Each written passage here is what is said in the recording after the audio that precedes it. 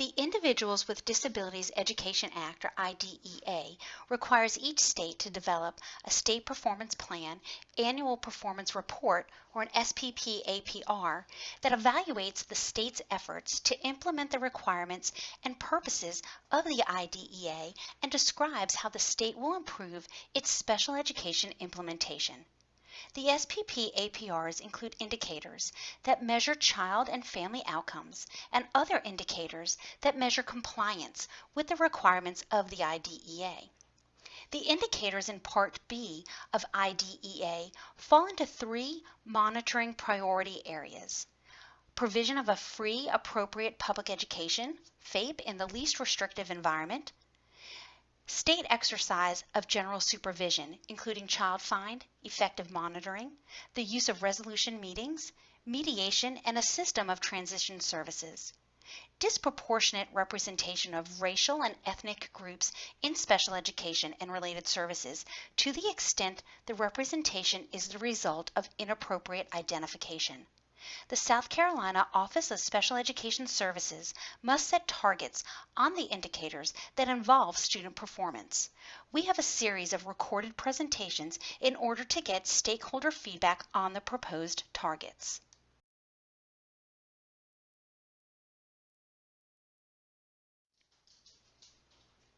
Indicator 7 is about the percent of preschool children aged 3 through 5 but not yet kindergarten with individualized education programs who demonstrate improvement in three major areas.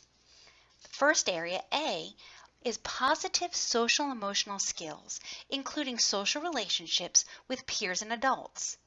B, acquisition and use of knowledge and skills, including early language or communication and early literacy. And C, the use of appropriate behaviors to meet their needs.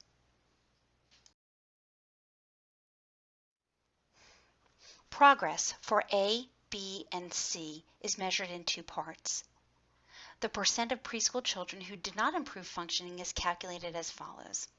The number of preschool children who did not improve functioning divided by the number of preschool children with IEPs assessed multiplied by 100.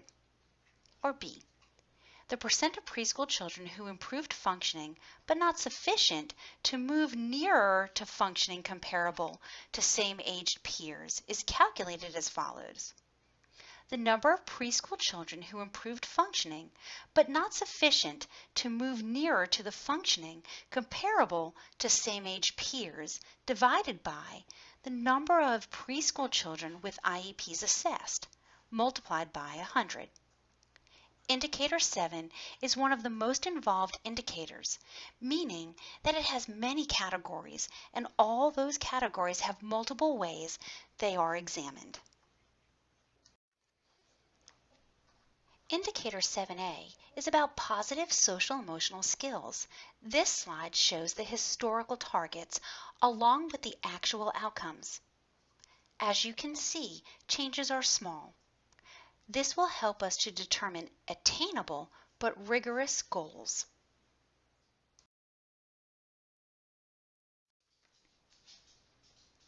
New targets were projected using the current baseline trend plus 1/2 a standard deviation to ensure a rigorous yet attainable goal. As you can see, the changes continue to be small, but they are also moving in a positive direction.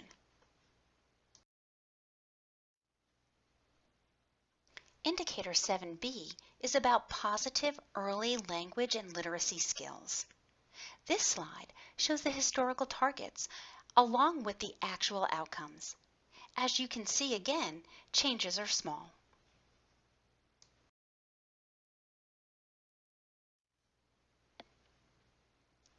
New targets were projected using the current baseline trend plus 1/2 a standard deviation to ensure a rigorous yet attainable goal. As you can see, the changes continue to be small, but they're also moving in a positive direction.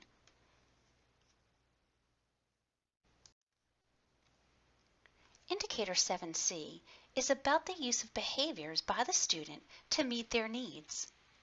This slide shows the historical targets along with the actual outcomes. The same as the others, again, changes are small.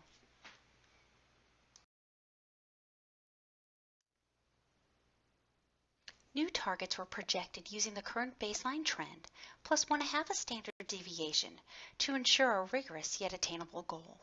As you can see, the changes continue to be small, but they are also moving in a positive direction. This is the proposed goal for the Early Childhood Focus Group within the Office of Special Education Services. This goal will focus our work on efforts that support LEAs in their efforts to develop a system for collecting reliable childhood outcomes data by providing training, resources, and guidance. In order to achieve that goal, the Early Childhood Focus Group created a plan of actions and activities. We plan to update the data collection guidance document, support improvement on the Child Outcomes Summary through intensive technical assistance by the Center for IDEA Early Childhood Data System, DAISY, and the Early Childhood Technical Assistance Center, or ECTA, as well as training on data collection teams' processes, and create professional learning opportunity courses in the learning management system that will focus on equitable policies, best practices, and effective procedures.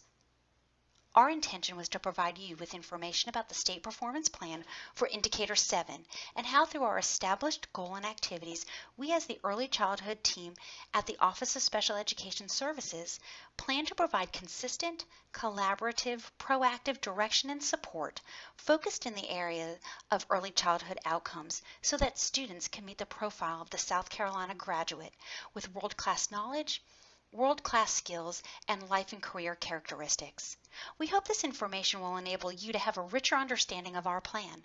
We look forward to your feedback. Thank you.